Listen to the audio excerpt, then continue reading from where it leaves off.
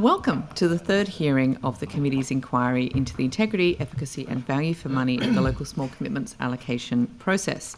I acknowledge the Gadigal people of the Eora Nation, the traditional custodians on the lands on which we're meeting today, pay my respects to elders past and present and celebrate the diversity of Aboriginal peoples and their ongoing cultures and connections to the lands and waters of New South Wales. I also acknowledge and pay my respects to any Aboriginal and Torres Strait Islander people joining us today or watching us online. My name is Abigail Boyd. I am the chair of this committee. I ask everyone in the room to please turn their mobile phones to silent. Parliamentary privilege applies to witnesses in relation to the evidence they give today. However, it does not apply to what witnesses say outside of the hearing. I urge witnesses to be careful about making comments to the media or to others after completing their evidence. In addition, the Legislative Council has adopted rules to provide procedural fairness for inquiry participants. I encourage committee members and witnesses to be mindful of these procedures. I now welcome our first witnesses. Thank you so much for taking the time to make evidence. Mr. Namper, you do not need to be sworn because you have sworn an oath to office or whatever it is that we did when we were sworn in as MLCs. But I will ask you, Mr. Offner, to state your name and position title and then swear either the oath or the affirmation. Dominic Offner, General Secretary, New South Wales Labor. I swear that the evidence now about to be given by me shall be the truth, the whole truth, and nothing but the truth. So help me God. Thank you very much. And would you like either of you to make a short opening statement? Yes, I would. Please go ahead.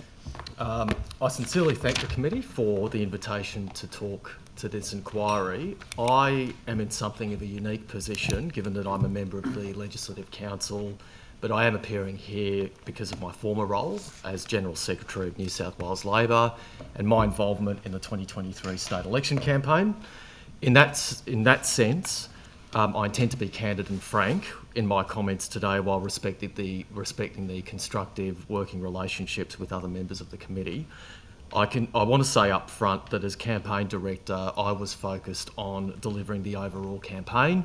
It is important to understand the nature of my role as the head of the administrative branch of the party and the delineation of roles between the administrative and parliamentary parties.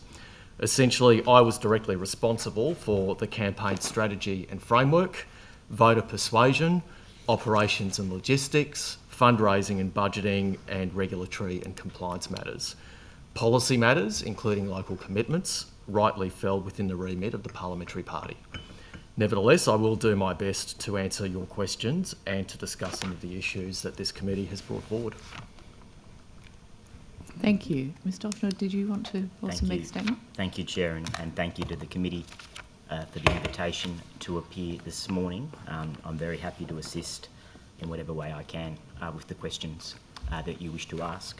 I do want to acknowledge at the outset that I do appreciate that your questions and interest in this inquiry and this matter is in no way a reflection on the organisations and the projects that ultimately form part of the then Labor opposition's election commitments and the subsequent program to implement those commitments. I do also think it is important to note, though, that it is a long-standing feature of election campaigns that political parties will make commitments and, if successfully elected or re-elected, will go about implementing those commitments with the advice and assistance of the public service. In terms of my role in the party, I became the Assistant General Secretary, one of two Assistant Secretaries in May 2020. I became the Acting General Secretary on the 28th of April 2023 after Bob resigned from that position in anticipation of getting elected to this Parliament, and I was elected General Secretary on the 5th of May 2023 by the Administrative Committee.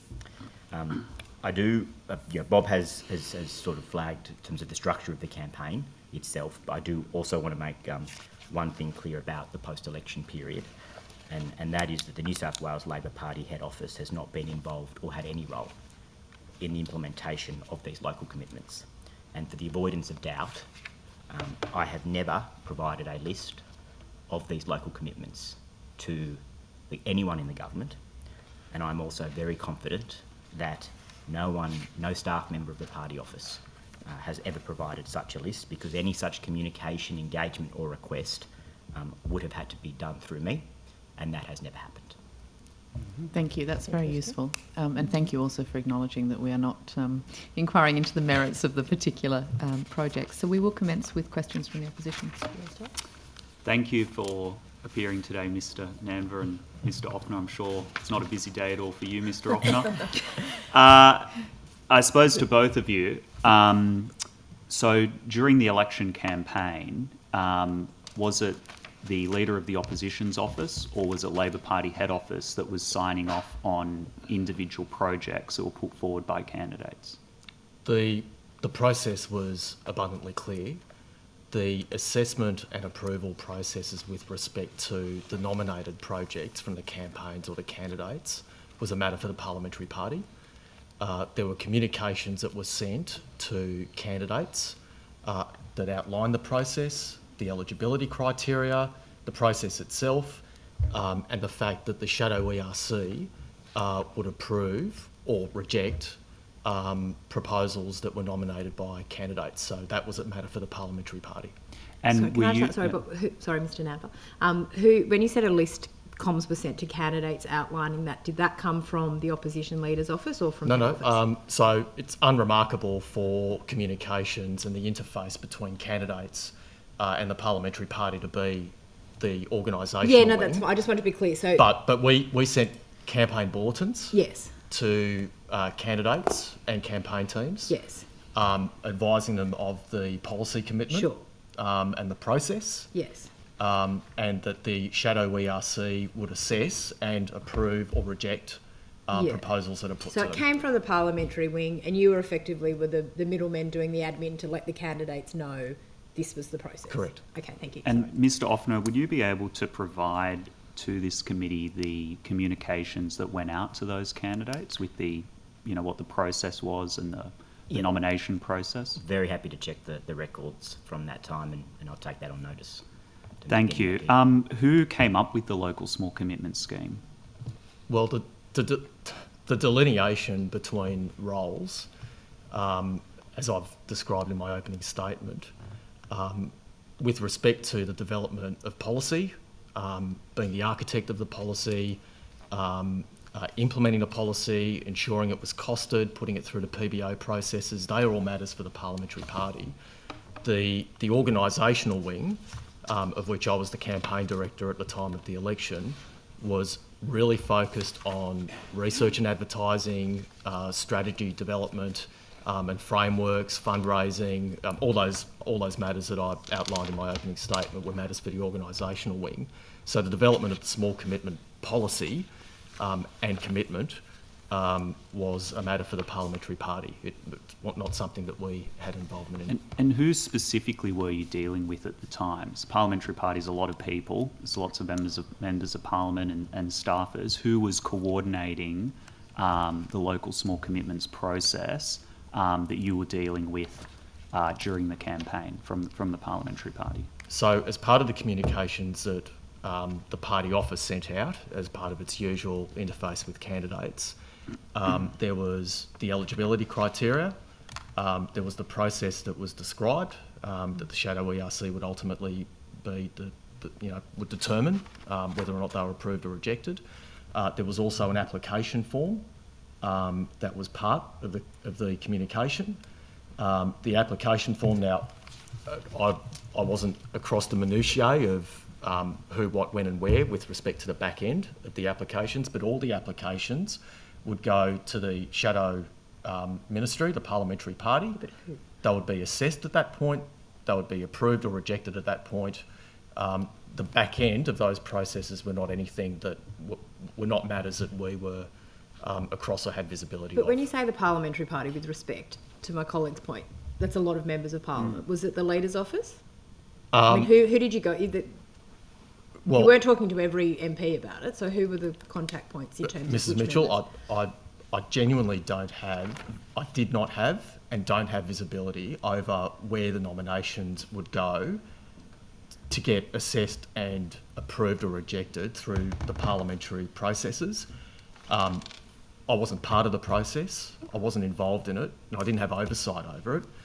I'd suggest the Minister of State could probably answer that question, but it's not something that I was across. So there's documents that we got through the call for papers. So just to give you an example, where for the member for Lismore, Josh Wright, who's a senior advisor in the Office of the Opposition Leader, sent her an email about updated approval. So did you deal with Josh Wright? No, I didn't deal. But he was working for the now Premier. He was working for the then leader, which is Chris Minns, the now Premier. Yeah. So so there was obviously involvement with the leader's office in relation to this program. No, in terms of But that's what this document Sorry, shows. order, just if we could allow Sorry. the witness to answer. So I'm aware, and it is consistent with my recollection, that Mr. Wright communicated approvals to candidates once they went through whatever assessment and approval process the parliamentary party went through. Yes. What I'm saying, Mrs. Mitchell, is I don't have visibility of what was involved in those processes, to who, what, when and where of those processes. Not something I've got visibility over. But Mr. Wright communicating approvals to candidates is consistent with my recollection of what And it's occurred. not unusual that a leader's office would be involved in the policy development. No, or in election commitments. Exactly. So we just so there was obviously involvement with the leader's office. That's just what we're. So you trying can't to clarify. recall who the contact person was when you talk about the parliamentary party? Like who was, just on a day-to-day basis, who was Labor Party head office dealing with? Who was the contact person? You weren't contacting all 40 Labor MPs or whatever, or every time that you were talking to the parliamentary party about local small commitments. Like who was the contact person if it wasn't Josh Wright? Are you talking with respect to this policy commitment specifically? Yeah, on all matters to do with the local small commitments program, who was the contact person in the opposition at the time? Mr. Rath, it won't surprise you that I wasn't involved in the minutiae of... Do you know who was? I'll answer the question. I wasn't involved in the minutiae of this small commitment process or this policy. It wasn't a priority for me. I had much bigger priorities that I was contending with. It wasn't a priority for my campaign team, and it wasn't a priority for my campaign office. Frankly, my priority and my campaign team's priority was prosecuting the issues that we researched that were drivers of voter intent, to be very frank about it. The minutiae of this policy program and this process was not matters for us. To the extent that questions might get raised by candidates seeking further clarity, further explanation, how does the process work, who do I talk to, it would have been my expectation that campaign staff, who were the interface between the candidates and the parliamentary party, would probably field those questions and try and address them, and if they couldn't, presumably deal with the leader's office to seek clarification. But I'm not across any of those details. I'm not aware of them. This program was simply not a priority for my office or my campaign. I understand that. So I assume if you're a candidate, you have a contact person at Labor Party head office, like a field officer or battleground coordinator or whatever term you use internally. Were they the people that would have been liaising with the opposition leader's office on individual projects, rather than you as the General Secretary, which I assume you've had too much on your plate to deal with individual projects? So to be very clear, if there was any liaising, I was not across it, but it would be my expectation that campaign staff would provide that interface between the parliamentary party and the candidates. But I just want to be very clear, just abundantly clear on this. No campaign staff would have been involved in any way, shape or form with the nominations of projects, with the assessment of those projects, and certainly not with the approval of those projects. If it was to seek clarification, to address any questions that candidates may have had, certainly that would have been my expectation, that they were the immediate interface, but it wouldn't have been more substantive than that. Could perhaps, Mr. Offner, you maybe take on notice, and I appreciate what you said, Mr. Nanver, about it being a busy time, but whether there is any records of who communicated from the parliamentary team into headquarters at that campaign level, and if you could provide that back on notice, that would be great. I just want to move now to conflicts of interest and the declaration process in relation to that pre the election, and we understand post-election there's been work done, and we'll ask Minister Graham about that. But we did ask a couple of the Labor candidates who appeared before the committee on Monday about whether there was a conflict of interest process. My recollection is that one of the candidates said that there was through Labor, the other three said that there was not. And we also were told by Kate Marr at an estimates hearing that pre-election conflicts were managed by the Labor Party. We asked and she said that's right, that's correct. Did you have a pre-election process for those candidates by the Labor Party that was managed through your head office? Part of the process that was communicated through our bulletins to the candidates was the nomination form, as I've already explained. Mm-hmm. The nomination form had a declaration of conflict. For specific projects? So as you nominate specific yes. Your projects, there is a conflict of interest declaration as part of the nomination form. Okay, and then that nomination form was sent back to the Leader's Office or the Parliamentary Party? To the Parliamentary Party and... To the Leader's Office though? Like I'm your candidate in X seat and I fill that form out. Where do I then send it back to? I would have to take that on notice. Mrs Mitchell, I genuinely don't know the back end. Do you know, Mr Offner, do you remember? Or the specifics of who in the staffing pool of the Parliamentary Party, again, I'd have to take that on notice.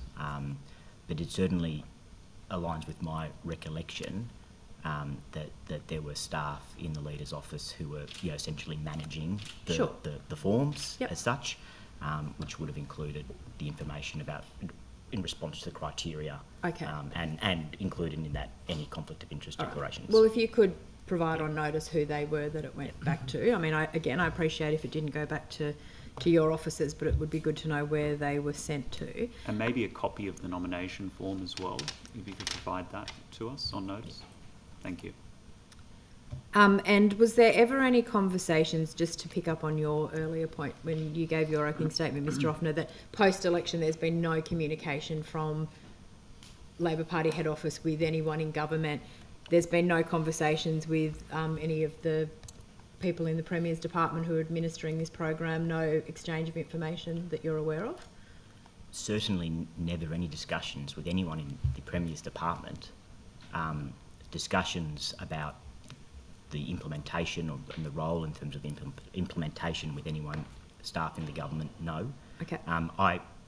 To give an example of my knowledge of this matter, the only specific example I can recall is receiving an inquiry from the volunteer branch official in a local branch about the commitments, and I referred him to a staff member in the relevant duty MLC office. I had no idea what happened with that conversation. Okay, thank you. I just want to move now to what we sort of call the source of truth document that, again, the Premier's department staff have referred to in estimates when we've asked about this, and I think when we had Miss Morgan here before the committee as well. They said that the source of truth that they are then rolling out this program is based on the list that was provided by the Premier's office. When we had Cherie Burton from the Premier's office here on Monday, she said that it was provided to her not long after starting with the Premier in April, and that it would have come from the campaign. She didn't really say who that was in terms of the campaign. She couldn't remember. She thought she had a hard copy document but couldn't remember who gave it to her or where it came from. Did Mr Nanva, you as the sort of, I realise it was a bit of an overlapping time for you going from one role to the other, but did you provide that list to Cherie Burton? Did it come from Labor Party head office? Mrs Mitchell, I assure you, I'm intrigued by the list. I've never seen the list. Okay. So the campaign, when Ms Burton says the campaign, it's not Labor Party head office. The document didn't come from Labor Party head office. No, I mean, the campaign, at the time, Mr Rath, the campaign would stretch from a rank and file member handing out in a seat to the leader of the Parliamentary Labor Party. We were all in the campaign. My expectation would be that when nominations for projects were submitted, then assessed, then approved by the shadow ERC as per the process, at that point in time, those commitments, as they became, would be tracked and consolidated. I just think that would be a logical thing to have had happen.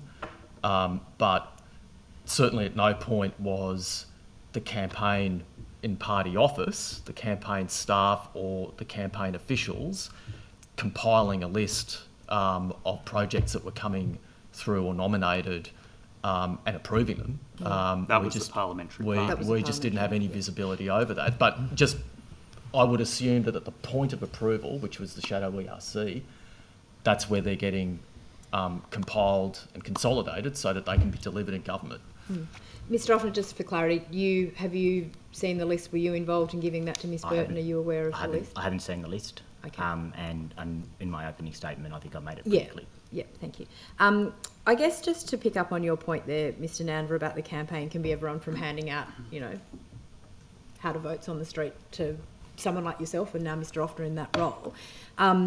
But I just think it's quite an extraordinary situation where you've obviously got close to $40 million of taxpayer money that is an election commitment.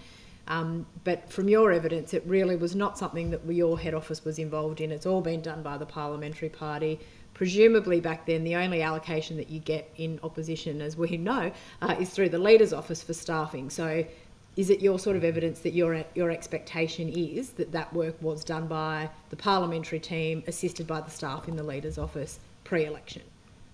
Genuinely, Mrs. Mitchell, I wasn't involved in the process, and I cannot give an accurate or honest response to that question. I just don't know who was involved in the assessments and the approvals, how those assessment and approvals were being made, and how they were being tracked and consolidated. I genuinely don't have. And so when the Ms. answer to Burton that. says the campaign, and I appreciate you can't speak for her, you don't know what she's referring to or who she. I mean, I'm sure it's not some Labor Party intern sitting at the front desk at head office compiling this, but it's a very vague description of where information has come from. I can't speak for Ms. Burton, but the evidence I've given is, I mean, it's a matter for the committee to determine this, but the evidence I've given is not inconsistent with what Ms. Burton has said.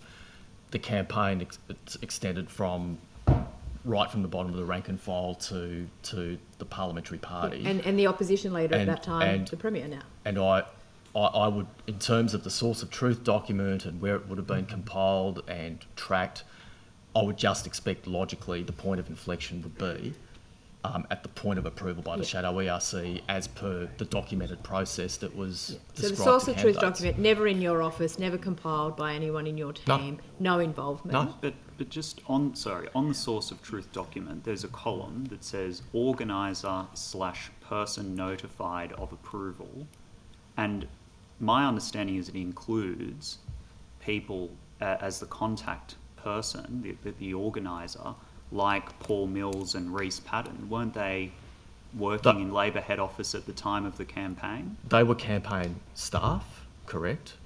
They were presumably advised of approvals, so because they are the interface between the candidates and the parliamentary party. So I don't think it's But then particularly... they would have had information that's part of that list if they were the ones contacting people. So the list had to somehow be in your office. Just because an organiser or a member of the ALP campaign team was notified does not mean that means that they were given the entire list. So I think that there's a pretty important difference. Some parts of it, because they have to know what they're contacting people. That's not the source of truth that's been referred to. But it came from that document. Anyway, thank you. There's an important difference with respect.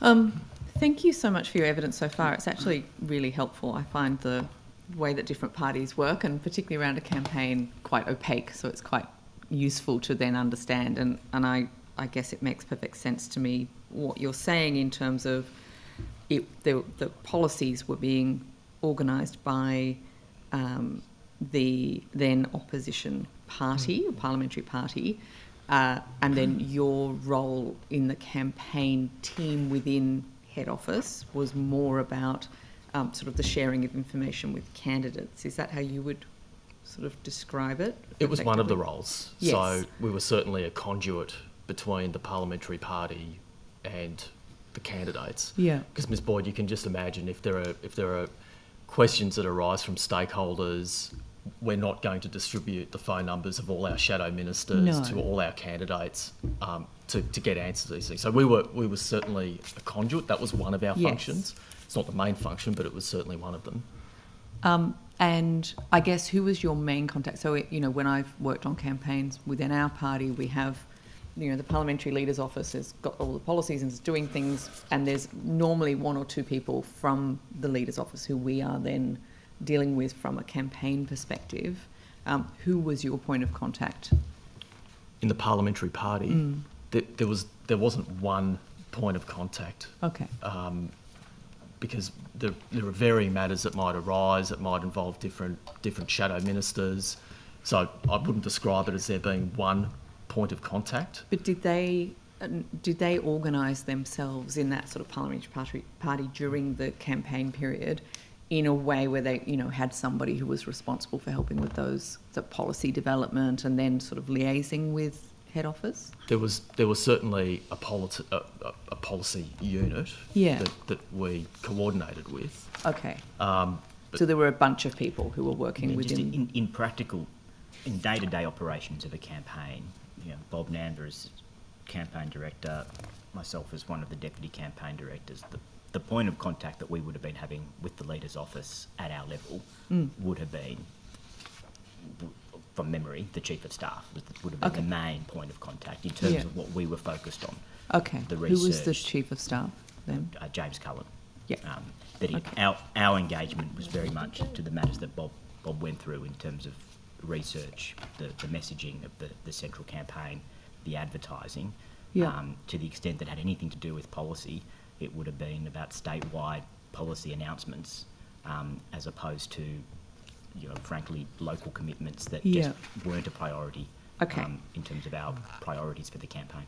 Understood. So that outgoing communication, one or two, whatever the bulletins were that were being sent from head office to all of the candidates and their campaign teams, you said that there was at least one communication that then explained that people had to fill out a nomination form, etc. To your knowledge, was a nomination form a mandatory aspect of the allocation? Did people have to have put in a nomination form in order for this to have been recorded as one of the pre-election allocations? I believe it was. There needed to be a means of communication but from the candidates to the parliamentary party to assess and approve it. So I imagine it would have been. So you would imagine then that somewhere, if things have operated as you would anticipate that they have, that there would be a folder of nomination forms somewhere that would be a good way to cross-check this mysterious list against. Perhaps, Ms Boyd, but I didn't have visibility at the back end of the process. I just genuinely don't know. On the nomination form, to your recollection, did it actually state the contact details of who the money was being given to, or was proposed to be given to? I can't recall. I mean, I'm happy to take that on notice, see what record I've got. Yeah. But that would be useful, just to, if you could provide on notice a copy of what that form looked like, that would be really useful. Yep. And then one of the kind of common things that I've seen in campaigns after an election is all of the kind of compliance clean-up stuff that has to happen. And there are emails and bulletins sent out by head office for that kind of thing.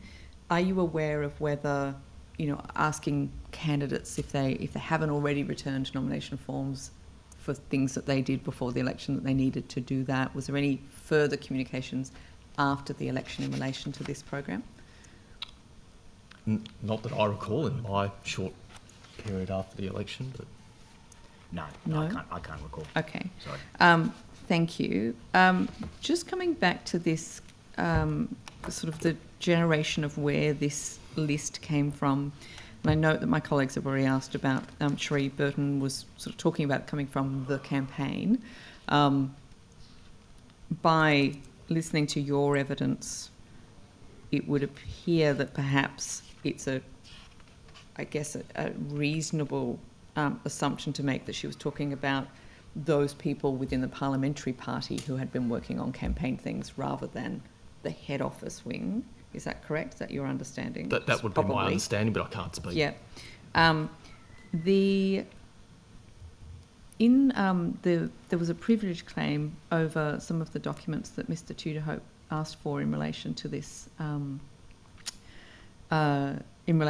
program for the SO52, and as part of the submission from the department, from the Premier's department, it noted that that submission in support of privilege states that the department was not involved in the collation of the spreadsheet.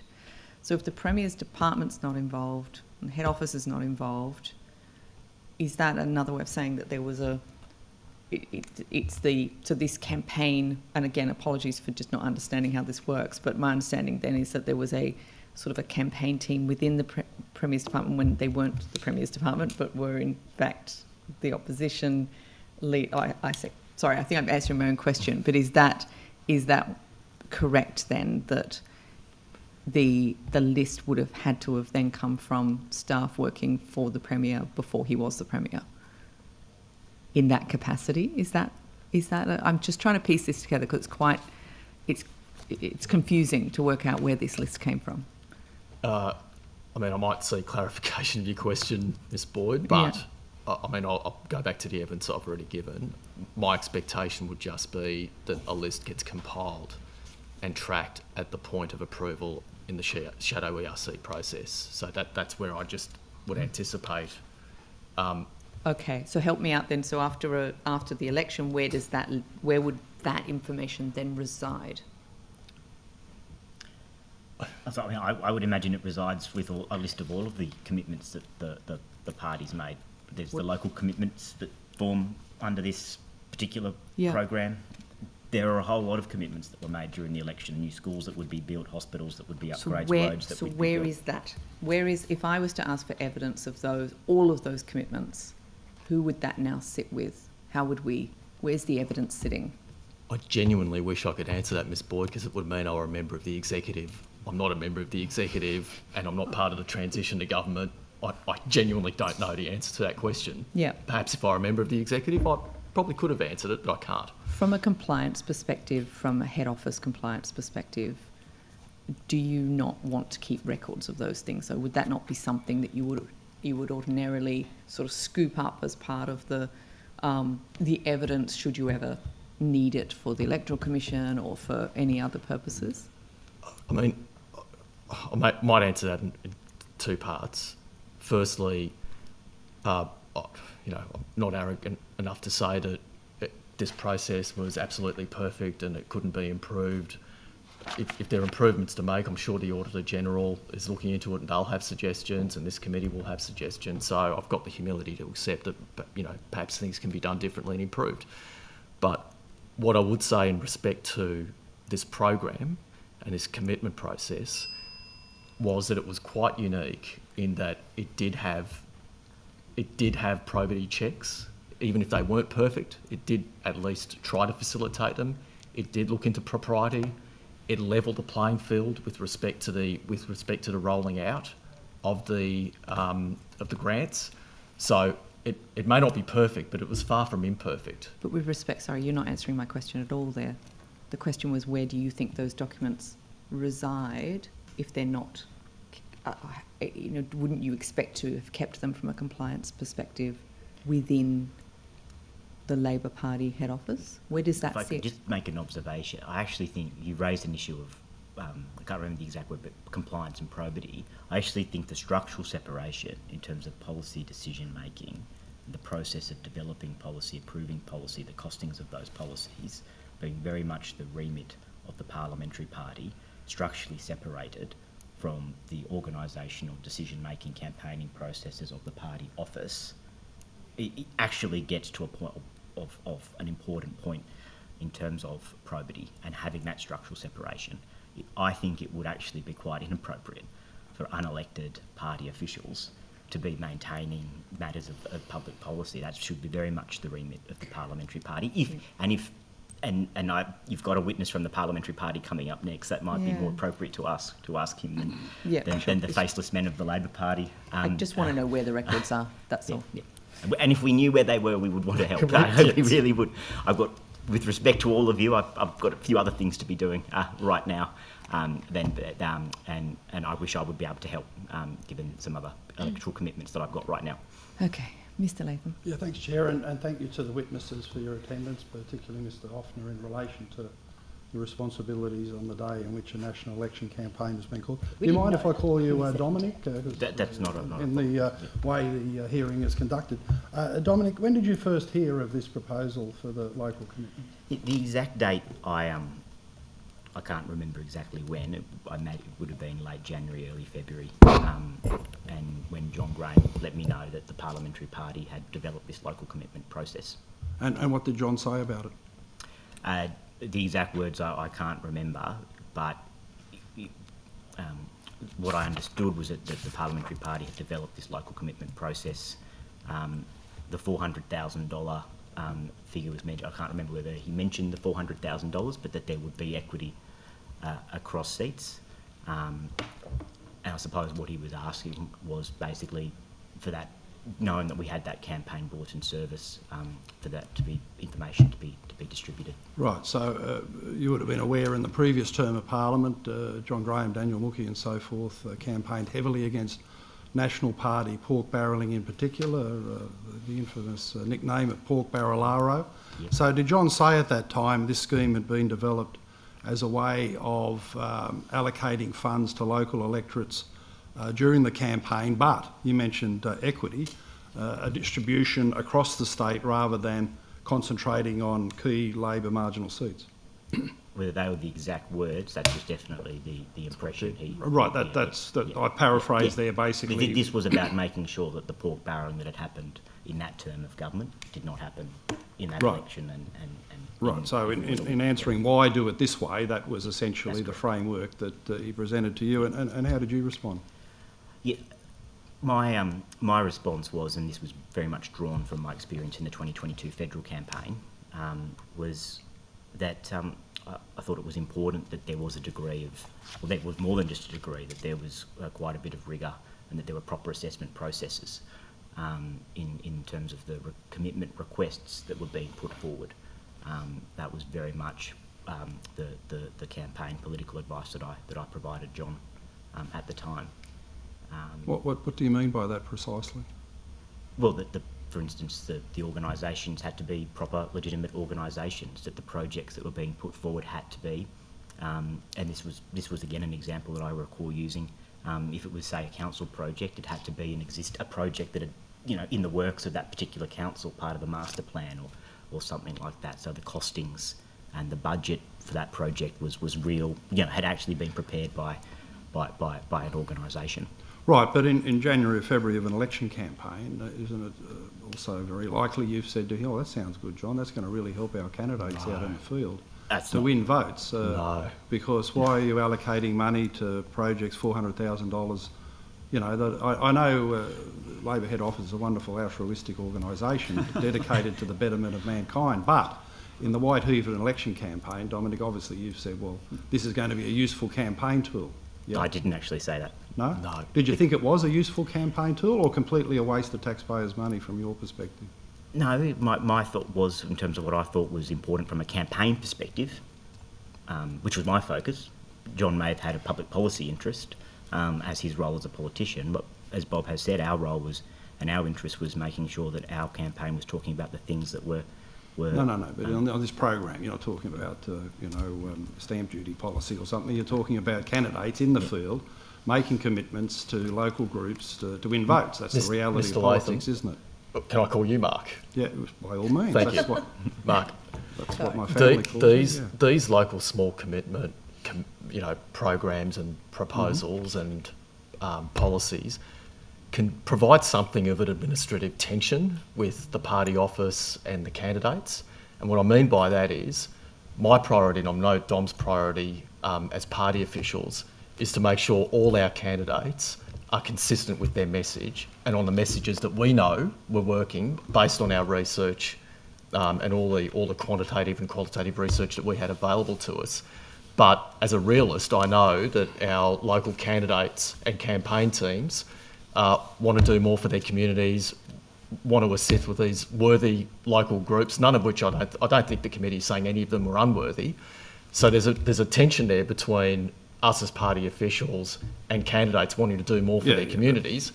For So- those of us who've seen election campaign, Bob, that's highfalutin rhetoric. But No, the no. reality is candidates want and to Mr. win, Latham, and Mr. campaign managers Mark, want to win votes. And I will also say that given the scandals of the previous grant Mm-hmm. programs that had existed, there is a high level of cynicism within the electorate Sure. for any political party or Sure. candidate standing on a street corner throwing money at them. Sure. But, yep. It was not a campaign priority because, frankly, I don't think it has the electoral dividend that people think it does. Right, okay. Is that what your post-election review showed? I wasn't privy to the post-election Tom? review. I can't recall what the post-election review said about this. Really? You conducted a post-election review? I know we and you must conducted a have addressed post-election review. Yeah. the capacity, the usefulness in vote winning of allocating $40,000 of taxpayers, $400,000 of taxpayers' money in each of the 93 constituencies. So what was the conclusion? Oh, I'd have to take that on Have you notice. published your post-election review inside the party? It's or- been provided to the administrative committee. Right, are you able to provide the extract that refers to this local commitments to the committee? I'm not sure if it does. That's the first thing. I'm not sure. I can't remember. But if it does, can you provide it to the I'd have to take that on notice. committee? Yeah. You take that on notice, thank you. And you're saying, Dom, that as late as January or February, so less than 3 months before election day, John Graham's told you for the first time that the parliamentary party has initiated this. What was the next step? I recall having a conversation with Bob Namber to let him know. Yeah, and what was the step after that? I can't remember exactly what the next step after that was. Sorry. Right. How did the parliamentary party know the names and contact details of the 93 candidates? As Bob has flagged in answer to that information was provided to our campaign bulletin service to communicate to candidates, and it may very well have been the case. Were they all case. pre-selected at that point? I don't think so, actually. No. So which ones were still to be selected? I don't know. Can you take that on notice and get back to us? And then as you select those candidates, say into February, you'd obviously notify John Graham that he's the new candidate for Barton or some, not as federal, so, not Barton, no, for no. Lismore. Not Lismore. Anyway, a non-held seat. Davidson. A non-held seat. You've got a new candidate. You'd then notify John Graham, would you? I actually don't know how that was communicated, and again, I suspect that was probably not something that Bob or I or other senior members of the priority party for the office were campaign. communicating in terms of the pre-selection. Well, how did the parliamentary party know you had a new candidate in Clarence? I don't If that know. was a late selection into Was it? February? I don't know whether it was. No, well, just hypothetically, an example. In terms of how that information was communicated, I suspect that there was an administrative function to let them know. I don't think it's unreasonable or unremarkable for the parliamentary party to have a list of contact details. No, for I'm not candidates. saying it is, but it's obviously part of the process. You guys have had a clear division of labour for how you presented this scheme, but campaigns are messy, things happen that are unexpected, and obviously there's a step in selecting candidate as late as February to let the parliamentary party know who they are and the parliamentary party to contact them for the allocation of the 400,000. What advice did the head office give to the parliamentary party? Inevitably, certain candidates are known as cowboys, or you might say they're mad lefties, or they're unreliable, or they've got candidates' disease. What sort of feedback did you give to John Graham about each of these candidates? The separation of the nomination process from the approvals process was a key point of difference and a key control measure, frankly, with respect to that.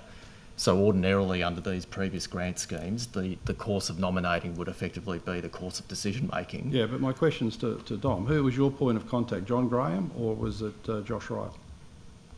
They weren't. In what sense? My point of contact. In what sense? Liaison about who these candidates were and how they might respond to the way in which they'd allocate $400,000 of taxpayers' money. For some of them, the first time in their life they'd ever done it. With respect, I don't accept the premise that I was the person who was the contact in the party office. No, well, who with was John. in head office then? There were Organised. campaign staff who were the interface between local Yeah, campaigns. well, it looks like and Josh Wright's the candidates. point man in the leader's office. Who's the point man handling all order, this Chair. liaison in head office? Point of order, Chair. There was no single point of contact, as Oh, Bob here's has the said. There point were of individual. order. I suspect I know what it is.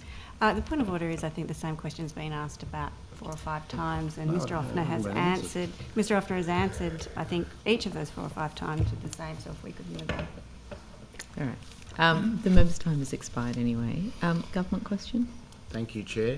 Thank you both for appearing. I just want to sort of traverse some of this terrain that we've been going over. I think we've pretty clearly established that there was a separation between the administrative wing of the party, whose job it is to steward candidates and help them get elected via messaging, versus the parliamentary party, whose job it is to hypothecate public money should we get elected, and that was what the LCSA was all about.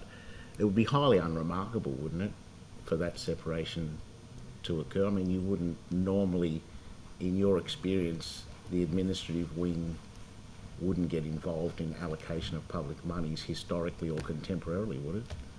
No, I think historically and contemporarily under my tenure as General Secretary and presumably under Dom's, there was a very clear, and still is a very clear, delineation of responsibility with respect to the administration of the party and the conduct of elections. Frankly, the expectation of the parliamentary party is to develop policy, it's to consult with key stakeholders, it's to conduct those roundtables, it's to get those policies costed, it's to put them through the PBO process, all things that I've already given evidence about. The role of the party during non-campaign periods is political management, pre-selecting candidates, ensuring our compliance and regulatory functions, fundraising. So there's a real distinct line of separation.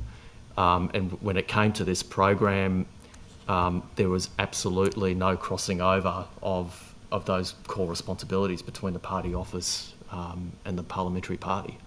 No.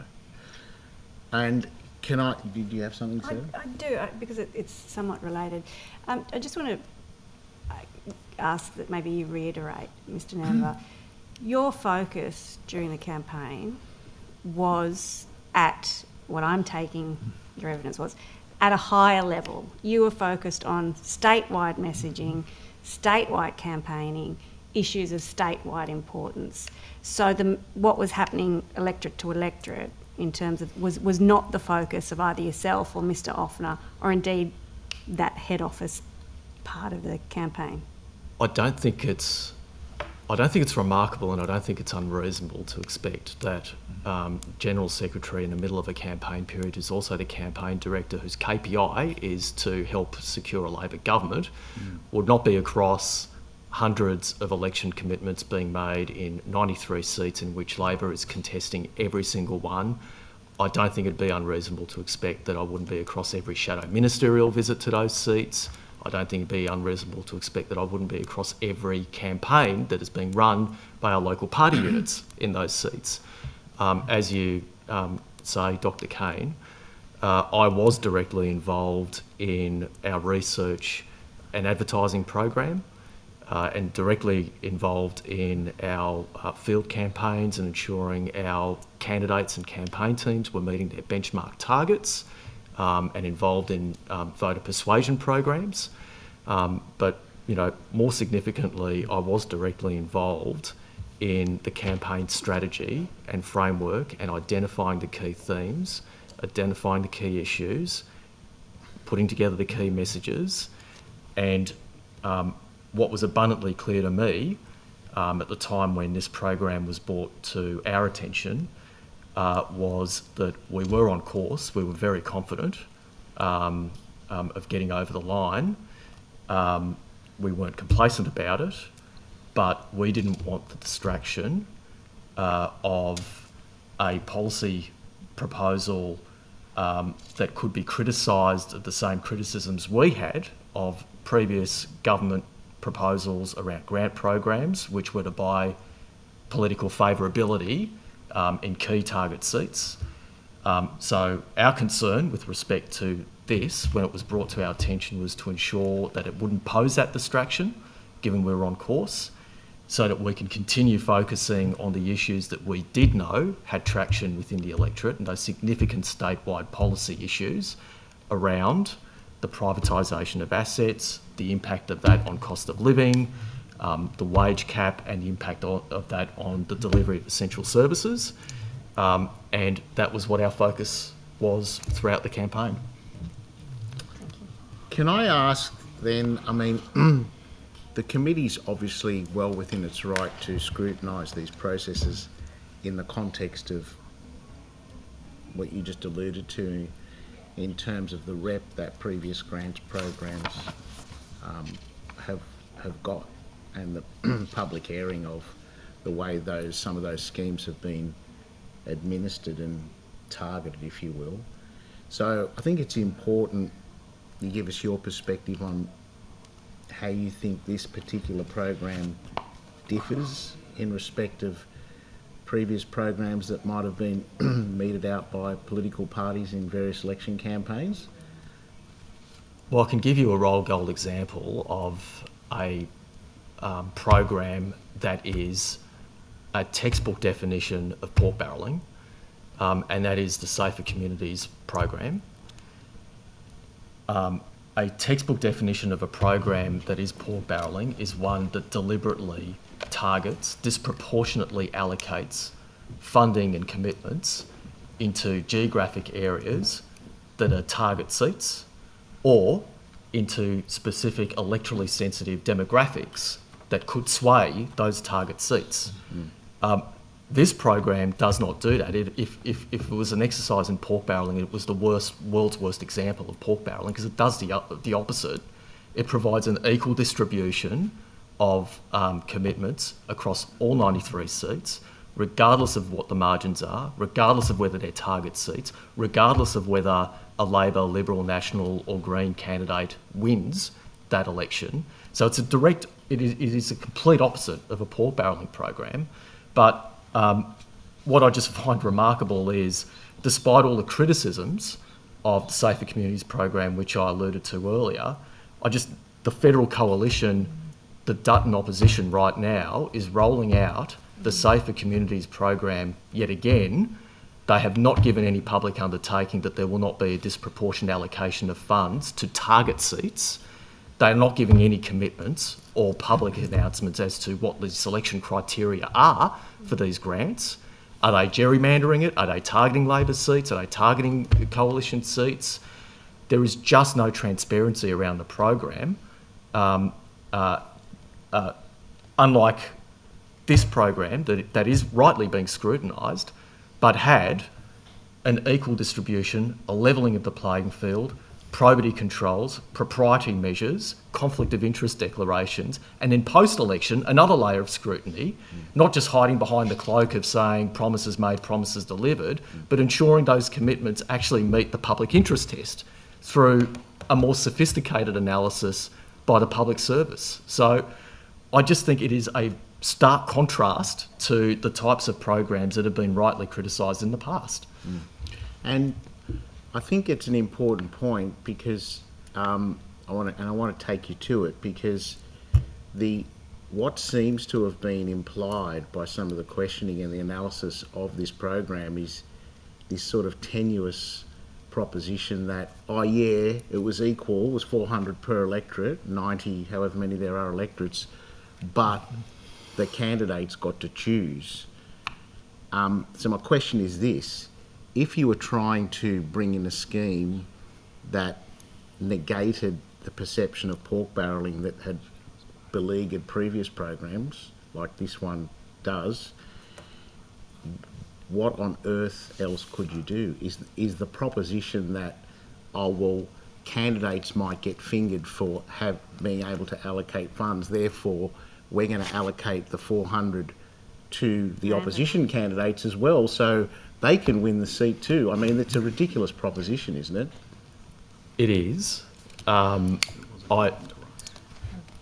Look, there is nothing exceptional about making election commitments in the course of an open democratic contest, where there is a contest of policy and ideas and priorities. I don't think it's remarkable that candidates seeking public office would seek to get more for their communities, try and support local community groups and fight hard for them. But what I would find remarkable is this expectation that those candidates or political parties would run an open tender process to find out what commitments should or should not be made, including an open tender process with opposition candidates to ask them, what do you think we should commit to during the course of an election campaign? I'd find that peculiar. But a key point that seems to have been missed with respect to this program is the candidates themselves were not even giving those commitments. The candidates were nominating them and then putting them through the rigour of a separate approval process through the shadow ERC, using criteria that were outlined and distributed. Again, something that other election commitments have not done, having eligibility criteria. So in answer to your question, Mr. Buddy, I actually don't know what more could be done pre-election to provide rigour, probity, equality, propriety with respect to an election commitment. I genuinely couldn't answer that.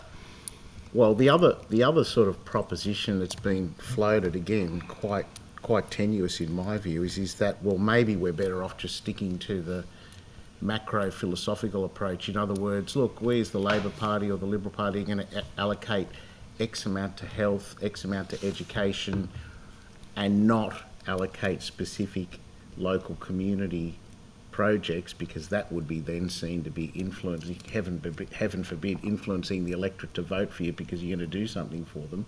I mean, what's your view of that? Is this a valid thing whereby candidates for public office can put forward a proposition that their community should get X bridge repaired or X park upgraded because the previous local member or the current local member has left it rot for 10, 15, 20 years? Or do you just, at the expense of perhaps seen to be pork barrelling, a very tenuous proposition depending on how you define it, we're not going to promise anything because people will see it as trying to buy votes? I mean, this is kind of the sort of bizarre thing that's been floated in some of this examination. Election commitments are an established and legitimate part of our system of representative democracy. I don't know how you could have a genuine open contest and battle of policies, priorities and ideas if you were to then confine the sorts of policies, priorities and ideas that you could debate and have a contest over. I think as long as the ICAC itself has said it is perfectly normal and sometimes admirable and desirable for candidates to fight hard for local commitments and local promises for their communities during the course of an election campaign. In fact, some of the most popular local members in this parliament are the ones who get those undertakings and get those projects delivered. So I don't think there's anything remarkable about that or illegitimate about that, as long as those commitments and promises aren't underpinned or driven or have at their centre of gravity a desire for partisan gain, but public good, which I would argue all these commitments do. But even, Mr. Buttigieg, even the observation that, well, perhaps political parties and candidates should just stick to the macro issues, just generally talk about health, generally talk about education, even then, you can apply a very wide lens of what is pork barrelling to just general statements of health commitments. Mr. Latham in 2004 announced Medicare Gold, a policy which I agreed with at the time and agree with now, but I do recall at the time there was criticism that it targeted a electorally sensitive demographic group that could sway a handful of marginal seats and was defined as pork barrelling. I would argue it was good policy that also made good politics, but even to take your example that maybe you just stick to the macro issues during election campaigns, even then someone will find a flaw and a criticism that a macro commitment is in the nature of pork barrelling. I just fundamentally think as long as election commitments are driven and underpinned by public good, that should be the short end of it. And just on that, in your experience as a party secretary and with a long history of campaigns, happy for you to contribute as well, Mr. Offner. How important is it for constituents, for electors to be able to differentiate their candidates for public office based on quite specific commitments in their electorate? Well, a very quick response from me. The best candidates and the best MPs, from my experience running campaigns, are those that vigorously and tenaciously engage in issues-based campaigns. And issues-based campaigns at their core are fighting for local commitments and getting outcomes for their communities, whether it's a road, a roundabout, a hospital, a school, solar panels for a rooftop. Those are the best candidates. Those make the best MPs. I don't think there's any great secret about that or anything particularly remarkable about that, which is why I don't think it's egregious that you would have candidates fighting hard under a program that is equal and non-discriminatory on the basis of seats or demographics to seek to get more for their communities. Can I just, for both of you, just before we continue, have you ever known of a candidate or of any political party or independent who has gone to an election saying, I'm not going to tell you What I'm going to do. what I'm going to deliver or what I'm going to fight for? Never made a commitment as part of an election campaign. I actually, without being facetious, I think there is a politician that's saying they're not going to tell you what they do if they win an election, and that person is Peter Dutton. And, Well played. No one's watching us for this. Well played. I was going to say We'll Peter refer Walsh to the back in hand the side. day. Well played. Peter Walsh. No, and Mr. Primrose, I don't think it would be remarkable for political candidates or political parties to look at their commitments and look at a side wind of political consideration when you're making those commitments, because I don't think you particularly go to an election making electoral commitments that are deeply unpopular. That's not quite the path to political success in an open democracy. Isn't it also true that with these particular grants, that regardless of who won each seat, that local members of all parties have celebrated, publicised the results? I'm thinking, I know in the seat of Kiama, for example, those local commitments have been well celebrated once they've been delivered. So isn't it true that actually it has proved quite popular across members who've been successful? It has, Dr. Kane, and to be honest, it's no knock on the Liberal or National MPs that are doing that. It's a virtue of the program. Yep. The fact that it was non-partisan, non-discriminatory, wasn't designed with a view to buying political favouritism. So, yes, you're absolutely right, and I would argue that is an example of the virtue of this program. Thank you. I think we're done, Chair. Just in this last 6 seconds then, just because we have opened up the idea of what you think about this on a philosophical perspective, can I ask you both then, if going into this federal election, the Liberal Party, say, decided that they were giving all of their candidates $10 million to go around allocate to whoever they thought it would be good, do you think, is that a good thing? Do you think that sort of race to this kind of arms race is a good idea? Ms. Boyd, I think the practice of pork barrelling is unethical and can, at its worst, be arguably not legal. But the direct answer to your question is that is precisely what is happening, Ms. Boyd. The article in the Sydney Morning Herald, Dutton revives controversial safety grants as he campaigns on crime. The Coalition declined to answer questions about whether applications would be considered impartially by a government department. Right. It also declined to answer questions whether the money was being targeted at marginal seats. Yeah, this is a problem, isn't it? And it's part of what your party has now been involved in. I agree that the broader issue is a problem, but I disagree with your characterisation that that's what this program did. It did the opposite of the Safer Communities grant program. It's opened the door in my view, but anyway. Okay, thank you very much for your time today. It has actually been incredibly useful to understand a bit more about sort of how the Labor Party works, actually. Thank you. With indulgence, Chair, can I just, for the Hansard, Happy anniversary, Sally. I'll be there. At least we didn't make you start till 11. I hope you provided I just wanted that on the breakfast hand or something, Bob. You bring you for a hot date for David Blunt's retirement dinner tonight, or I'm not. No, I couldn't you might not make it to the next anniversary. So that's what Only it is. because it's you, Bob. All right, thank you.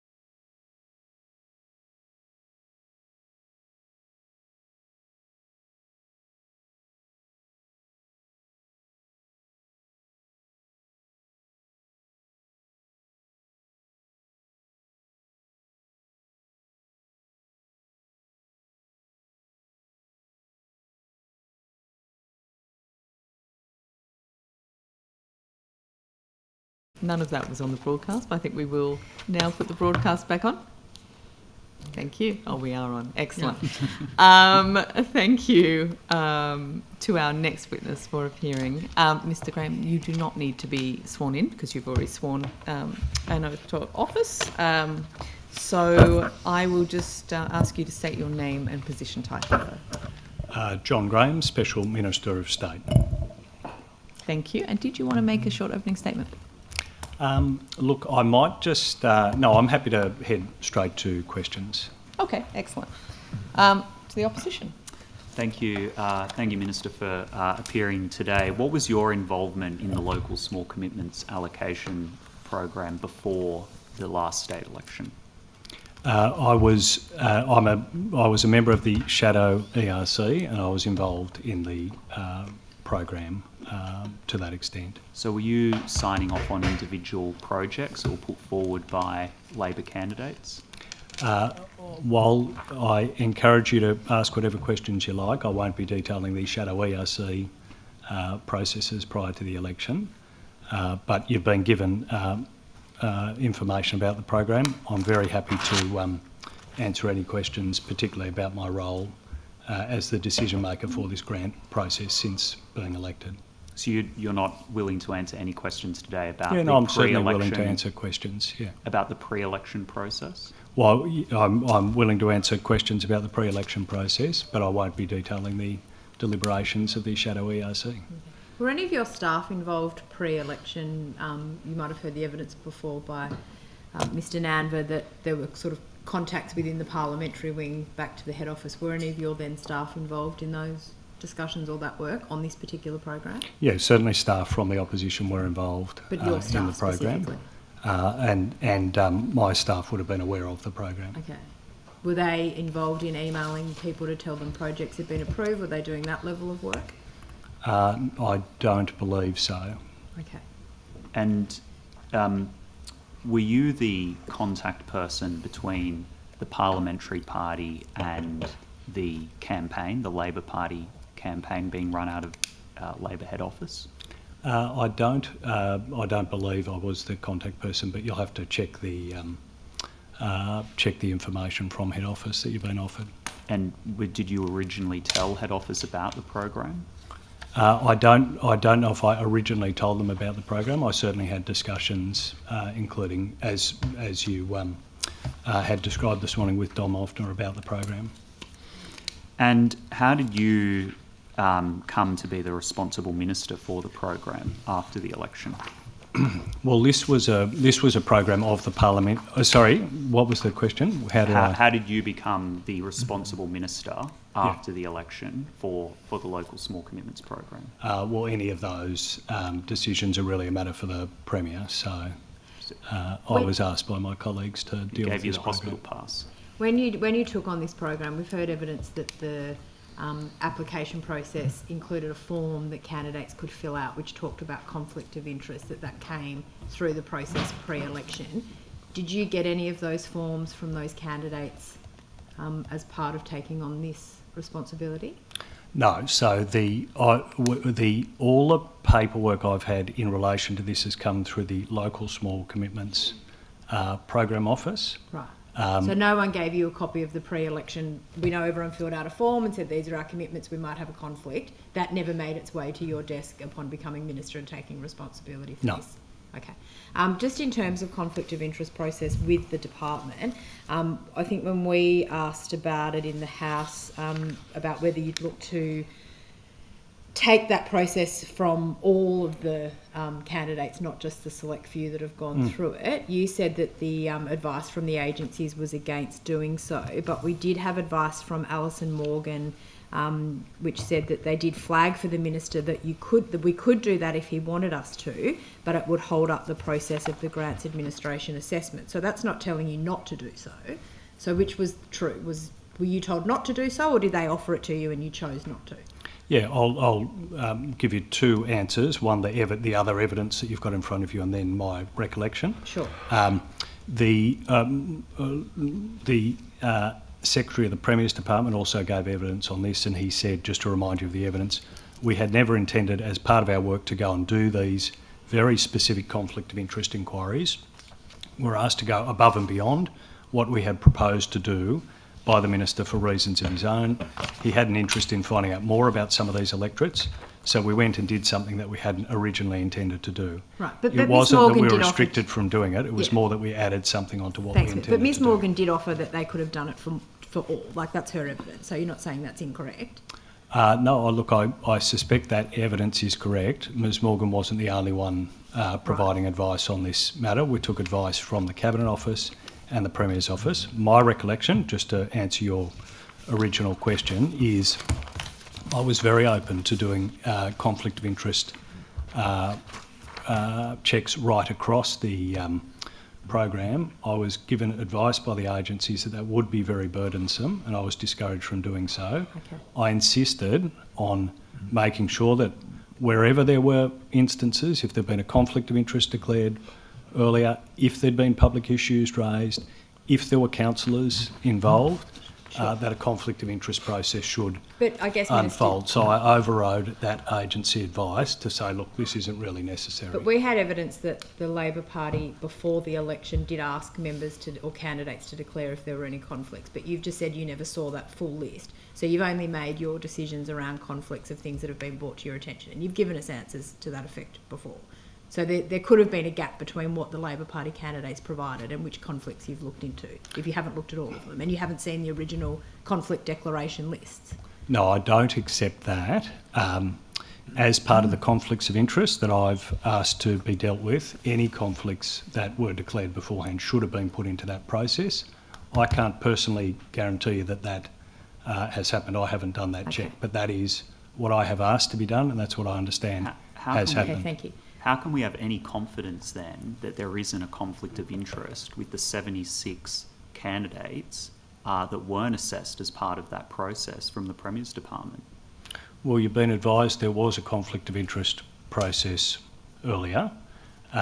Any of those, I have requested that any conflicts that we're aware of, any issues that the opposition's raised, anything that's public, anything that relates to a councillor, a specific conflict of interest process is run. So it's our job as the opposition to identify conflicts from Labor candidates, and then the Premier's Office, Premier's Department will look at those conflicts. No, absolutely not. I don't accept your question. The process I've just identified means if a candidate identified a conflict of interest, it should have then been double checked. If the opposition identifies something, it will be double checked. If there's some issue raised in public, it will be double checked. If there's a councillor who's serving, it will be double checked. So I don't accept your proposition. Can I move, Minister, to tranche 7 of the approvals? Did you get a briefing note on tranche 7?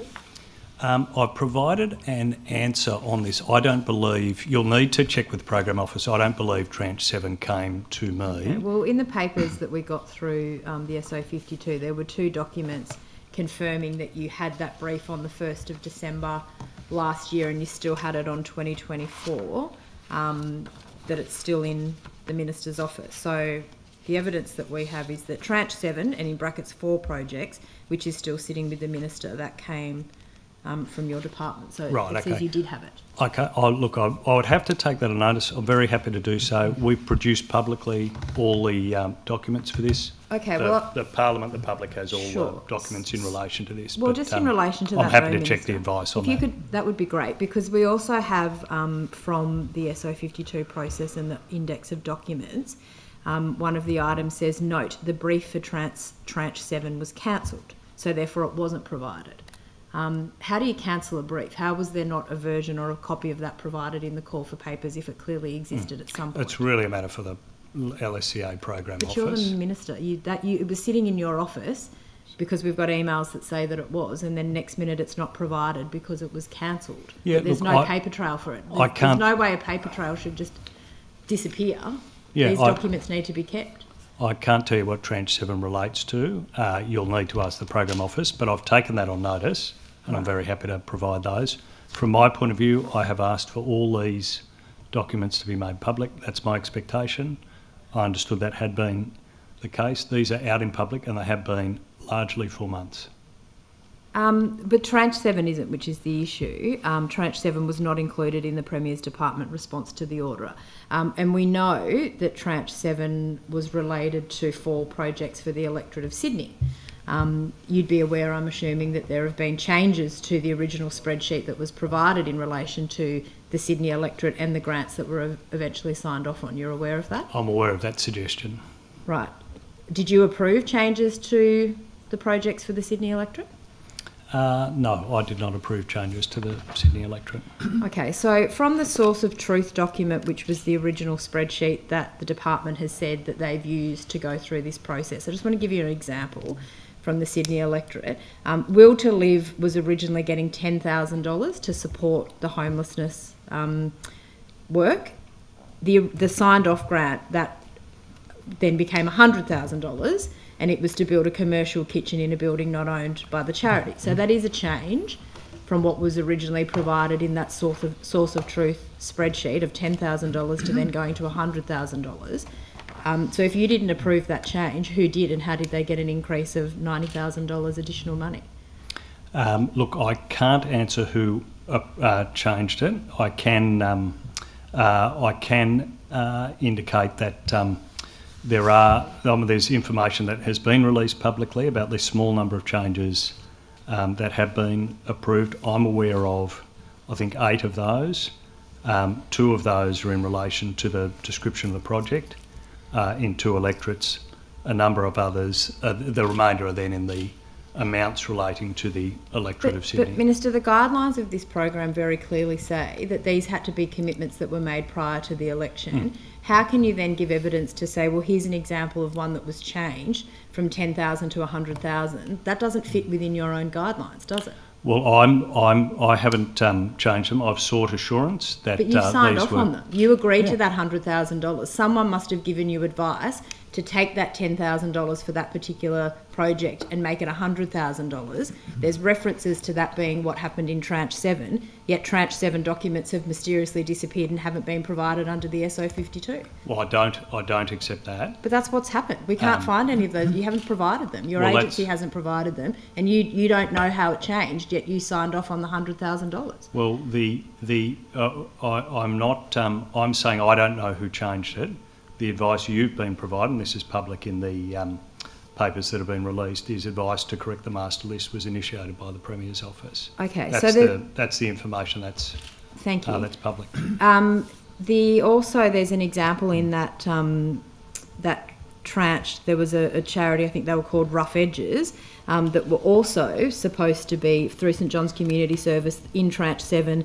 They were meant to be getting $30,000. They haven't got any money at all. So how did they get dropped off the list? And where's Tranche 7 to show why they didn't get the money? Why is that document not available? Yeah, just to be clear, In the electorate of Sydney, $400,000 was So that's not- but that's- allocated. I'm not- was that's all not the- allocated. Point of to order, Minister. Madam Chair. Point of Services. order. Change projects Order. and amounts Point and of drop them order. off post-election, which is Point against of the order. guidelines. I will hear the point of order. The question gets asked, the minister has a right to answer the question as he sees fit and is doing so, and he gets continuously interrupted before having the time to fully articulate his answer. I ask that you call the member to order. Thank you. If we could just have a bit more sort of to and fro Sure. so that Hansard can record it. Okay, so with the changes to Sydney, you just said that that came from the Premier's office. Did you have any discussion with Alex Greenwich about changes to the allocation for the Sydney electorate since you've taken on responsibility for this program? As you're aware, I have, as part of this process, if I have input other than the paperwork, I'm doing an attestation to be able to declare any of those discussions. These are the attestations in relation to Sydney. On the 12th of April, I had not received any advice in relation to those matters for Sydney. In relation to the 15th of the 4th, I rejected one grant because I was not satisfied that it had exceeded the scoring criteria. Part of the information was missing. That was not the electorate of Sydney. I also recorded a request from an MP not in relation to Sydney, which was just in relation to the timing. Thanks, Minister. On the 15th of the 4th. My specific question was, though, have you had a discussion with Alex Greenwich or his office? Has your office talked to them about changes to the Sydney electorate funding through this program? And on the 26th of the 8th, I made a declaration in relation to one of the projects being near where No, but I that live. wasn't my question. If I Have had you to- had a discussion with Alex Greenwich or has your office about the projects in his electorate? If I had talked to Alex Greenwich, I would have been required to record it. I did not have a discussion with the member for Sydney. Okay, so any changes to that came from the Premier's office. That's the document that we've got that shows Well, that. all I can confirm is that I didn't make changes to the list. Thank you. Thank you. Minister, if you could help just understand, like we've had some frankly confusing evidence around what you call the master list and what the opposition call the Source of truth. the source of truth, which I think some witness referred to it as that, but at some point. Now, we heard from Cherie Burton that she said she got it from, quote, the campaign, end quote, but couldn't remember who from, and said that she thought she got it in a hard format, sort of in a paper copy. Can you explain the genesis of that list? Look, these are election commitments. Like every political parties make a whole series of election commitment promises. There's a process to track those. These are like those, and that process runs over the course of every election. With respect, though, this was a slightly more complicated one because they were small commitments within an election commitment. So I understand from our previous witnesses that there was a process of nomination forms coming in, and then someone in the Premier's office, probably in the party wing of the campaign, which we assume to be within what was then the opposition leader's office, was compiling those. We understand there was a spreadsheet, so someone must have been compiling it. Who was compiling it and who was responsible for producing the list? Look, the election commitments, the key part of the election commitments process is that the shadow ERC ticks off on all that. Mm-hmm. There's a careful costing process. Those are shadow ERC processes, and they've got to be captured as part of that. Okay, so that shadow ERC would have had that spreadsheet at some point and approved it? I'm not going to comment on the specifics, as you wouldn't expect me to comment on a cabinet I'm just process, asking, but that's not an unreasonable assumption. Okay, so then somebody had access to that document to then hand it to Cherie Burton. Is that your understanding?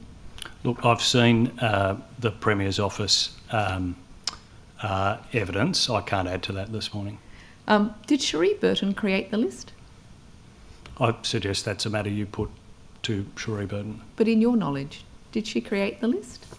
Look, I think those are matters best put to the Premier's office. Is it possible that she can't remember who gave her the list because she created the list herself and just had it? I don't think it's fair to ask me that question. I think you should put it to the witness.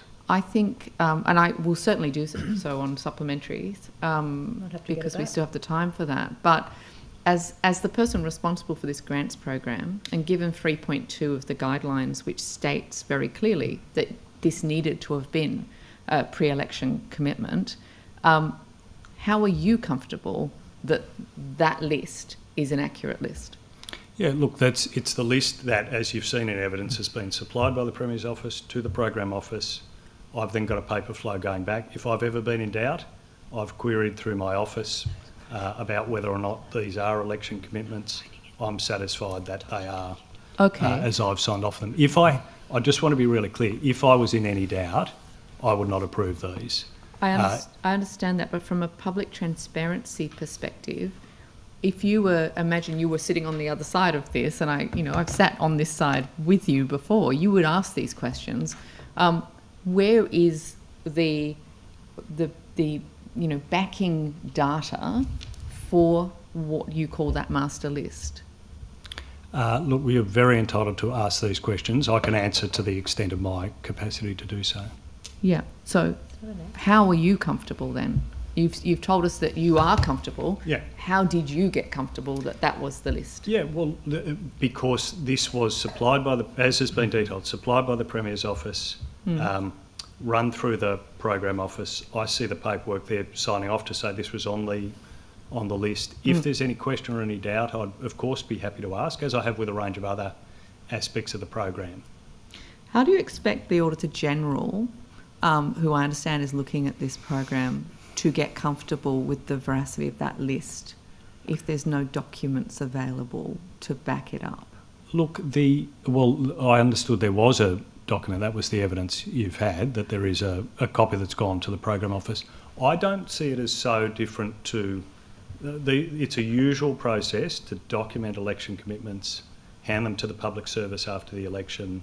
These are small, I take your point about that, so there's more detail to them, but this is a routine process that happens at a very busy time. It's not really routine though, is it? Because unlike a general election commitment, and in fact the one that was then made, it was the overall program was costed. No one's talking about that. What we're talking about is your guidelines that say that these grants go to commitments that were made prior to the election in order to then have a paper trail to make sure they actually were made before the election.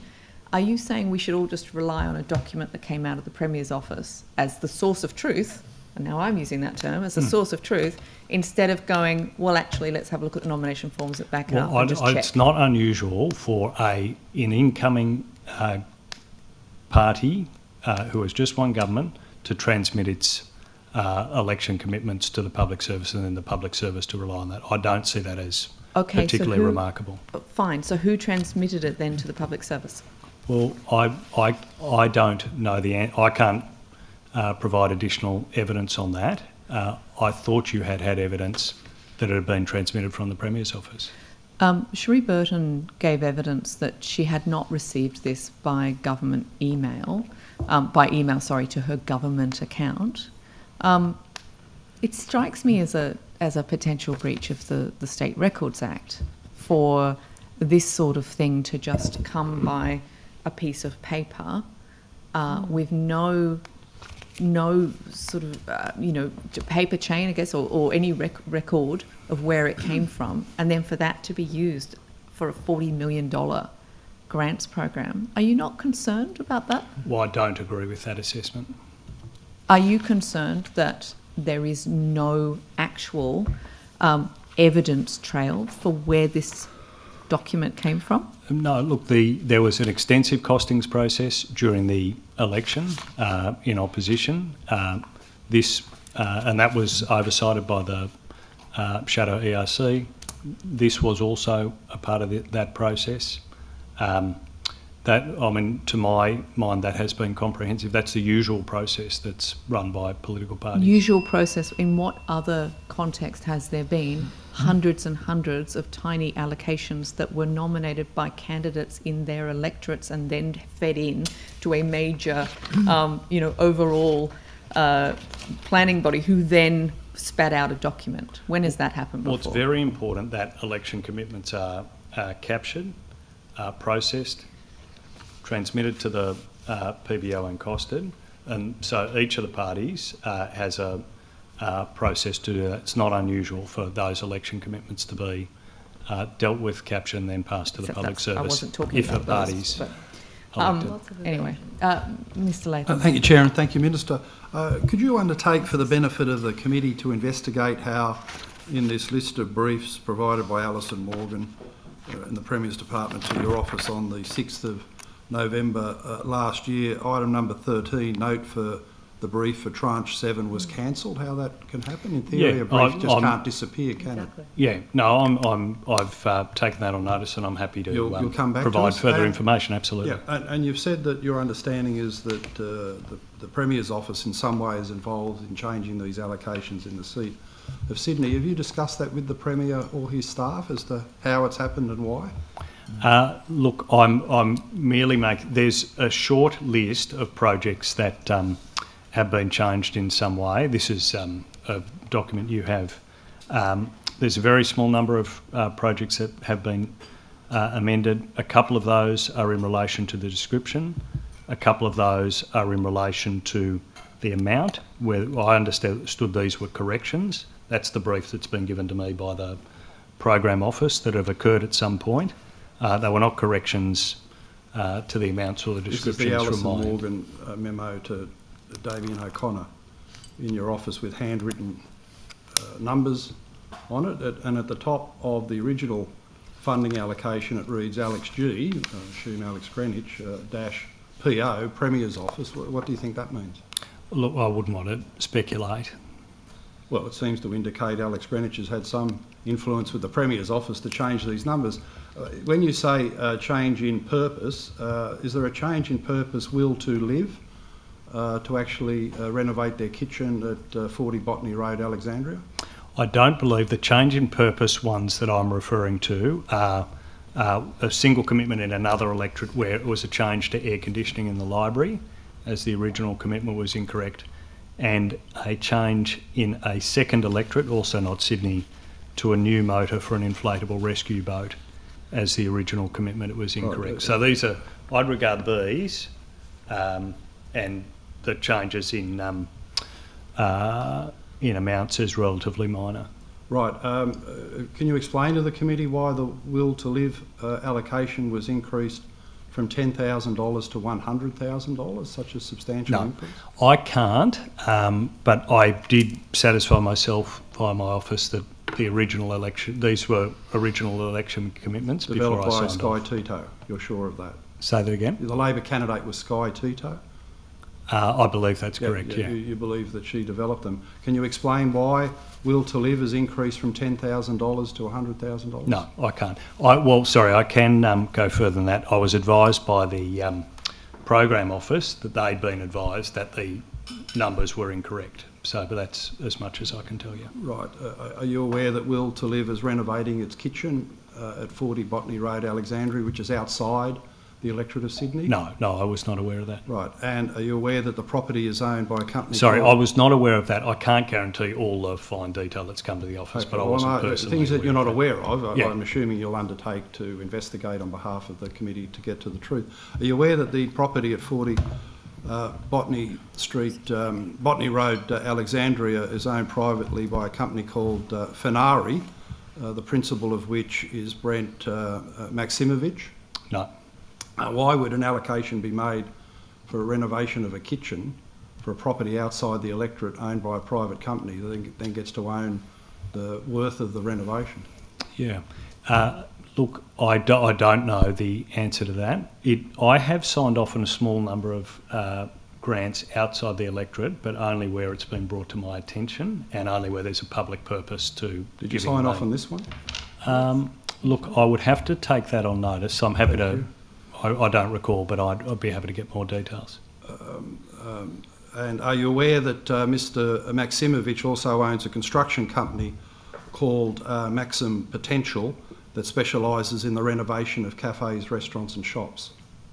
And No. one would possibly suspect that he owns the property and he's doing the work, to the value of the $100,000 taxpayer funds? No, I was not aware of that. And can you undertake to investigate? Yes, yeah, of course. If what I've described is accurate, is that within the guidelines of this program? Look, I should take that on notice, but I'd be happy to investigate the issues you've raised and look at the guidelines and see whether it's... Right, and coming back to the memo received from Alison Morgan to Damien O'Connor in your office with these handwritten notations, the extra $90,000 for Will to Live and this property in Alexandria is then compensated for seemingly by other programs being knocked down in their funding. You're aware of that? I'm aware of the note, but I was only aware of it after it became public. Right, and to compensate the ones that lost out in this local allocations to the amount of $135,000, the 4 programs appear to have received compensating money from the Premier's discretionary fund. Are you aware of that? No, I wasn't aware. Do you think that's a proper way for this program to be allocated, that Mr Greenwich, after the election, and not involved in the original allocation as a Labor candidate, gets to change it, benefit a business, privately owned, a construction company doing the work, and then the Premier comes in with discretionary funds to compensate the losers? Look, some of that question relates to programs I am not the decision maker for. To the extent that I am a decision maker for some of the things you've referred to, I've satisfied myself via my office that these were the original commitments, and therefore I've been able to sign off. If I wasn't convinced of that, I would not have signed off. Have you asked the Premier why he's compensated the losers in the Greenwich alterations? So this adds up as $535,000 for the seat of Sydney determined by someone who wasn't a Labor candidate and did it after the election? It's not outside the guidelines? It's not a program I oversee, and I wasn't aware that grant had been Will you now made. talk to the Premier as to find out why they all say, John, of course, that it's only a reward if you're not in it. And now Mr Greenwich is in it. Will you ask the Premier how he got in it? Well, I've taken on notice the aspects of this that relate to the local small commitments allocation. Okay, and in terms of these alterations, with the notation at the top, Alex G/PO, are you aware of any other non-Labor candidate who, after the election, whether elected or not, got to change the allocations in their seat? I've kept a very strict record of anyone I've talked to. I have talked to some MPs. Some of them, as you'd expect, come barrelling through the door before I can stop them and talk to me about the timing of the projects. For example, I've declared those. I've satisfied myself that any of the commitments were the Are there original others, though, as I've commitments. described? Well, I'm not aware of Anyone else? And if I had been involved, I would have I would have written it down. I have written it down as a record. Thank you very much. Government questions. Oh, thanks, Chair.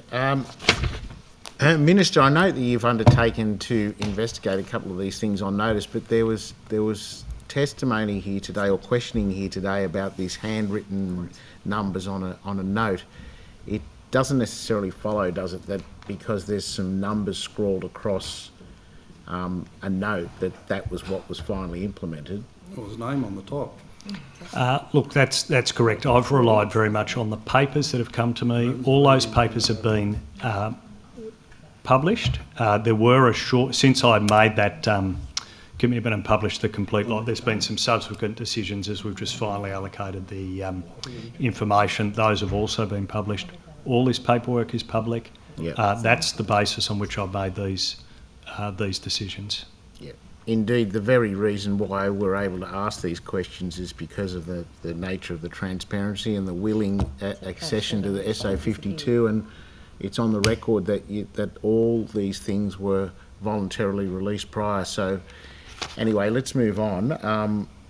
In terms of the stronger probity requirements to the program that were suggested by the public service, can you just tell us about cases where you applied that extra lens over and above what was recommended originally? It is, the design of this program has come out of concerns about how some of these programs have run previously, in particular keeping an accurate record of commitments. We have seen instances in some electorates, in particular Queanbeyan was one example that came to mind for me, where it was just impossible to track commitments, including small commitments that have been made during elections or by-elections. That was one of the things that was attempted with this. There's a strict commitment to $400,000 per electorate. That's in strong contrast to what we've seen with other grant programs, where 96% of it was heading in one direction to one political party or political parties. Any of the residual expenditure here goes into parks and playgrounds. If money's not allocated, that gives a guarantee of a community purpose along the way. For me, the contrast there was with the $90 million we saw in one of those Stronger Communities projects to the Hornsby Quarry. That project, this was the view of advice to the former government, was bigger than all the funding to all the parklands across Sydney. So this is an attempt to level the playing field, an equal amount to every electorate. Crucially, it is delivered no matter who wins that electorate. That's very important, because we've seen in the past in elections or by-elections, groups told, if this candidate does not win, you will not get the funding. I regard that as inappropriate, so this program is the opposite. It was fully costed. That costing is public. The grant guidelines have been applied. I'll remind members of the grant guidelines have been strengthened since we came to government. In terms of the decisions I've made, we have done a tough assessment, including value for money. We've assessed three things: benefits, value for money, deliverability. That has meant I've knocked back a number of grants that were election commitments, but I couldn't satisfy myself they met the criteria. So in 6 instances, I have not approved these grants. They didn't meet the criteria as it went through. One of those, whether it was the benefits, the value for money, or the deliverability, I couldn't satisfy myself that they met the goals of the program. Accordingly, they've been turned down.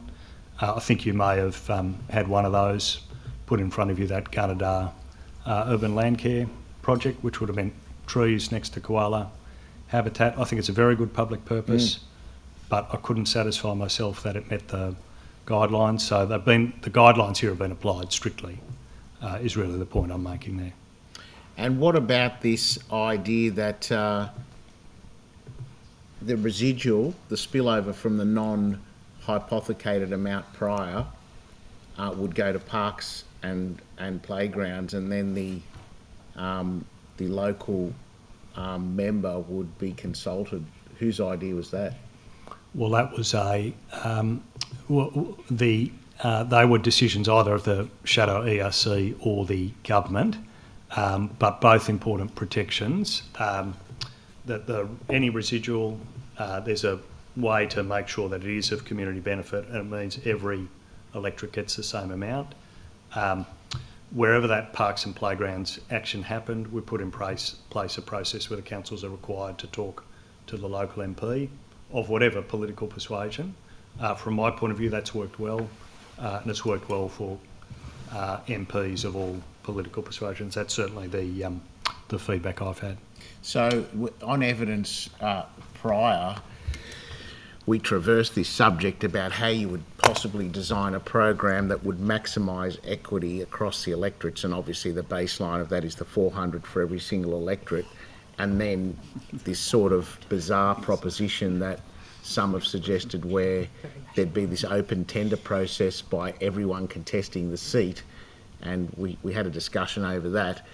But this consulting of the local member of the residual amount to parks and playgrounds is about as close as you can get to that open tender process without the whole thing being ridiculous, isn't it? Because surely if you're a political party and you want to be elected, you're not going to give your money when you're elected to the opposition candidate who will then beat you into office, and therefore you don't get government, and therefore you can't allocate the money. So, look, from my point of view, it's very important that this is equal across the board, $400,000 to each electorate. I will point out that at the same time as we're inquiring into this program, there was a program investing in local communities by the coalition. This was 8 times as big. This was going largely to coalition electorates, presumably. The information we do have about it suggests it was going largely to coalition electorates. We don't know if there's any conflict of interest process, probably not.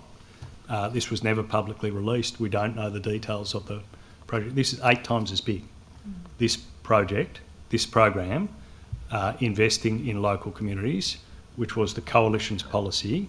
So on 8 times the 16th of March. envelope of money, but also quite specifically directed to marginal seats, coalition seats. Correct. Yeah. Sorry, Minister, was that this election? This that election. passed? Okay, thank you. This policy proposes to provide a total of $298.6 million in grants to councils and non-government organisations to support local upgrades to sporting infrastructure across New South Wales, assist in delivering local projects through improving local amenities and expand local infrastructure and tourism. So the same purposes as the grant that you're looking into, 8 times as big, none of the protections, it going, as far as we know, largely to coalition electorates, no conflict of interest process, not made public. I still can't tell you what some of the projects are that are in here. What I can tell you is it was $160 million in grants for sporting infrastructure, $95 million in grants for local projects, $34.25 million in CapEx grants, and $9 million in other, what was referred to as smaller projects. What those projects are is a mystery that is still not able to be answered. There are some details, but they're very scant. And would it be fair to say, Minister, that this program was specifically designed to avoid those sorts of pitfalls, which at the time, in the previous government, got a lot of media attention, and it was, notoriously labelled pork barrelling for what it was. This program that was designed by the then opposition was specifically tailored to avoid those pitfalls, and has avoided them.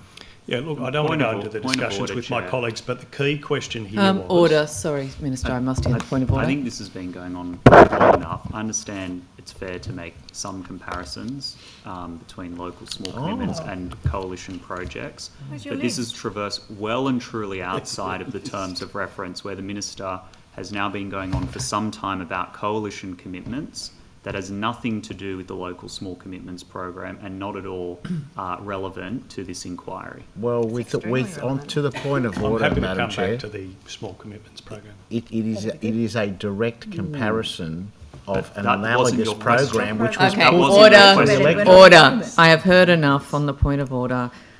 There is no point of order. I think there's a broad relevance, but really, I don't see the harm in continuing. Carry on. In relation to the small commitments program, the reason those protections in place was to avoid the pitfalls we'd seen previously. The question literally was, what would John Barilaro do, and can we please do the opposite? That is the principle that sits behind any of the protections in this scheme. That's a very descriptive way of distilling what I was asking, Minister. Thank you.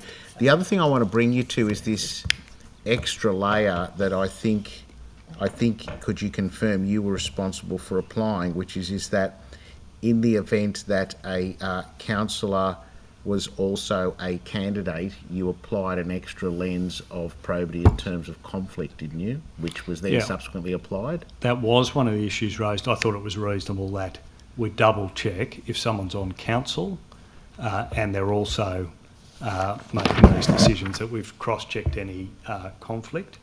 That was an issue, as it turned out, for example, with that Gunnedah land care program, where the candidate was serving on the council and was also the council delegate in an unpaid, I understand, capacity for this project. So that meant, for instance, I couldn't sign off on that project because of that dual role. I just couldn't satisfy myself that we should do that, even though it was a very good public purpose. Would have been $100,000 that would have gone to a very good purpose. Instead, that's been reallocated to parks and playgrounds. And that extra level of scrutiny, if you like, or rigour around conflict, that didn't come from the public service, did it? That was a lens that you applied? Well, look, yes, although I've sought public service advice and we've been given very good advice in relation to this process. So I've acted on advice along the way. In relation to the conflict of interest process, though, I've certainly wanted to go as far as possible, and you've seen that evidence from the public service on the record. Can I just get your view, Minister, on, because I think this is important, because a lot of this, and I'm not being sort of facetious, is about where you draw the line between the public's right to know what is being promised in an election in terms of differentiating the competing candidates, and where it becomes pork barrelling. And we've had suggestions and discussions around lifting it all up to a generalised macro approach, where the Labor Party believes in education and health and the Liberal Party believes in subsidising freeways or whatever they're on about, versus we reserve the right to promise our electorates certain projects at a very localised level, and how that's part of the democratic process, because some of the sort of implication has been that we should kind of steer away from all that because it just gets us down this slippery slope to pork barrelling. Just want to get your views on that. Yeah, look, I think it's realistic that political parties make election commitments. The alternative to that is that these decisions are all made by agencies, and I don't think that's what the public wants. I think the political process is important. However, these have got to be tracked. They haven't always been in the past. They have to, in my mind, they should be as equal as possible. There should be strong protections in place. We should look at value for money from a public point of view. These are all important questions to apply to any public spending. So in terms of future programs and sort of this experience guiding future programs, this would be, whilst no process is perfect, this would probably be the exemplar in your experience? Well, I don't want to go that far. I do think I'm aware the Auditor General's looking at this program. Yeah. Any suggestions about changes to any of the government programs we should be open to? I can tell you this, it's a lot better than the Investing in Local Communities Fund, which is 8 times as big and has none of these protections in place. The hypocrisy of pursuing this scheme and not being upfront about, I can't tell you what's in this program. I can tell you a couple things. This covered off the Young Police Station. It covered off a metro car park at Tallawong and the Wakefield Park Raceway. I can't tell you much more about what is in this secret program. Thanks, Minister. Thank you. That is all we have time for. Thank you very much for your attendance today. We do appreciate it. To the extent there were questions taken on notice or any supplementary questions, the Committee Secretariat will be in touch. But that concludes our hearing for today. Thank you. Thank you.